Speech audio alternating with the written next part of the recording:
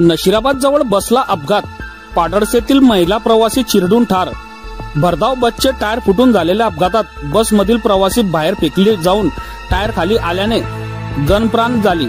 ही अपघात नशिराबाद टोल नाक्याजवळ मंगळवारी दिनांक 28 ऑक्टोबर रोजी दुपारी 12:30 वाजेच्या सुमारास घडला। या प्रकरणी नशिराबाद पोलिसात अपघाताची नोंद करण्यात आली। साराबाई गणेश भोई वय वर्ष 46 राहणार पाडळसा तालुका यावल असे ठार झालेल्या महिला प्रवाशाचे नाव आहे। अम्मनेर आगाराची बस MH14BT 2306 ही जळगावकडून भुसावळकडे जात असताना नशिराबाद टोल नाक्याजवळ बसच्या समोरील चाकांपैकी एक टायर फुटले व बस थेट टोल नाक्याजवळील एका भिंतीवर जाऊन आदळली। या अपघातात बसमधील प्रवासी साराबाई गणेश भोई बसच्या चाकाखाली येऊन चिरडून ठार झाल्या। त्यांच्या पश्चात पती व 3 मुले असा परिवार आहे।